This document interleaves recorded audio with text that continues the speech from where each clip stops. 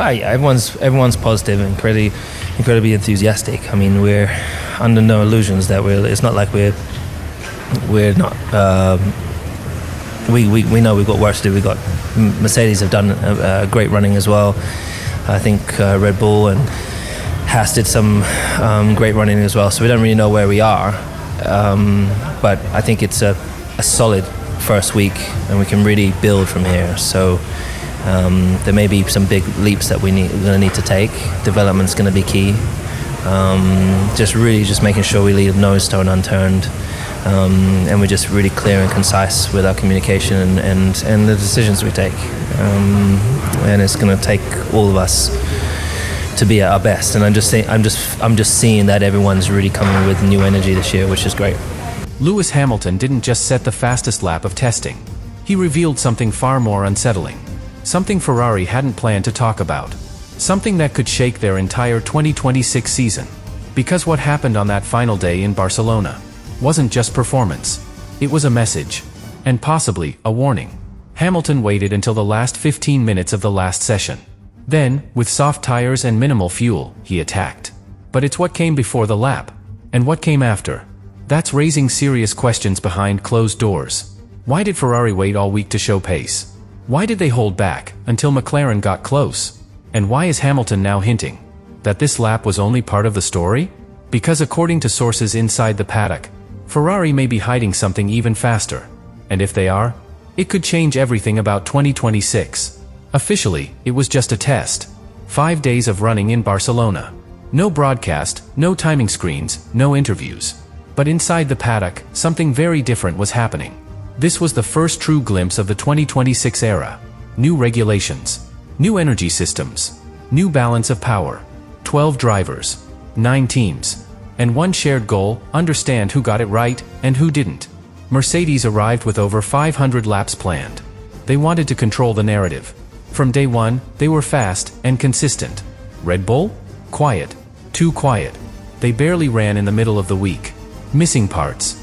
Delays. Low mileage. McLaren? Conservative.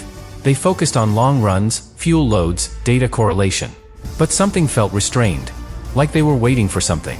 And Ferrari? They watched. They ran their programs. They collected data. But they never pushed. Not once. Until the very last session, when everything changed. That's when Hamilton stepped in and showed a version of the SF26 that no one had seen all week. But the way they did it, the timing, the setup, the silence, it didn't feel accidental. It felt calculated, controlled, as if Ferrari had been planning this moment all along. And now the question is, why hold back all week? Why strike only at the end? And what were they trying to prove or hide? This is where things start to get uncomfortable.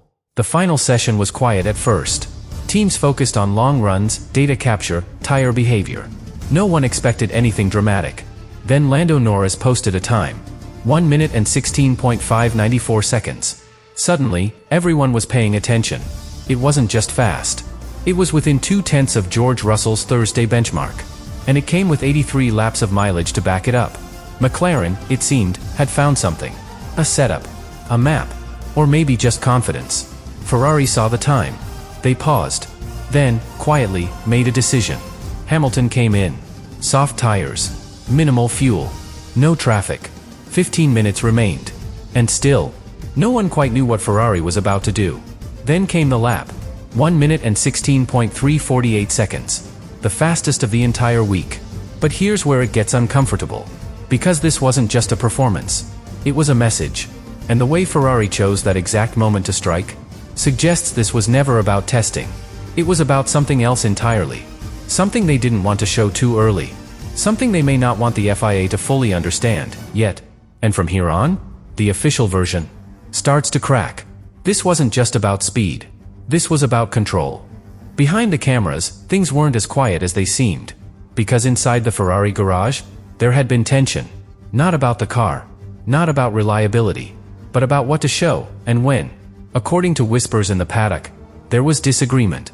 Some engineers wanted to stay silent. Stick to the plan. Others believed it was time to respond. To remind the grid that Ferrari wasn't behind. That they were, in fact, one step ahead. In the end, the second group won. Hamilton was sent out. And what followed changed the tone of the entire test. Because while the lap was fast, it was how they achieved it that raised questions. The timing, the tire compound, the engine mode. Everything pointed to a setup designed for one thing: maximum impact with minimal exposure. Ferrari didn't want a series of fast laps. They wanted a single moment. One clear, undeniable message. But here's where the contradiction begins.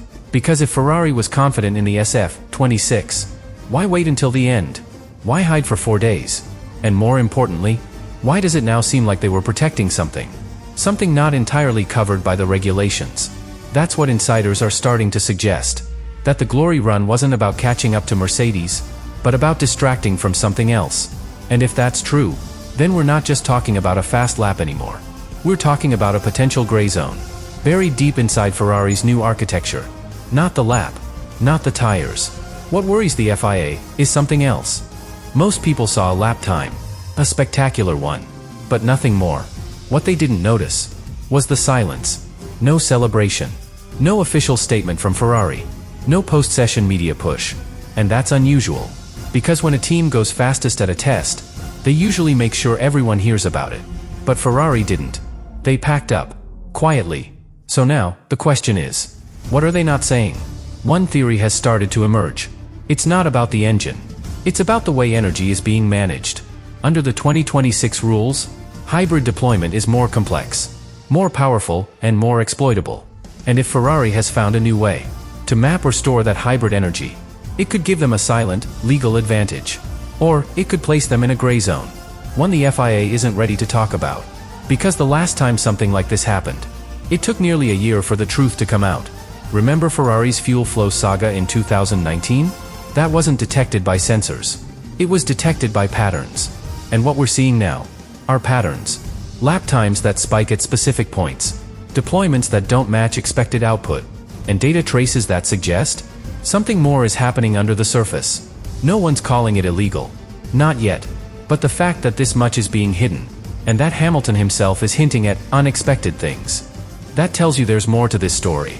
And the real concern for the FIA isn't what Ferrari did last week. It's what they might already have planned for race 1. If what Ferrari showed was real, the consequences go far beyond lap times. Let's start with Mercedes. They dominated the early part of testing. More laps, more consistency, and a car that looked stable in every condition. Russell's 1 minute and 16.445 seconds was the time to beat, until Hamilton beat it. In a Ferrari, that single lap flipped the narrative. Now, Mercedes can't assume they're leading, and that uncertainty will change how they approach Bahrain. Then there's McLaren. Norris looked fast. His 1 minute and 16.594 seconds confirmed it.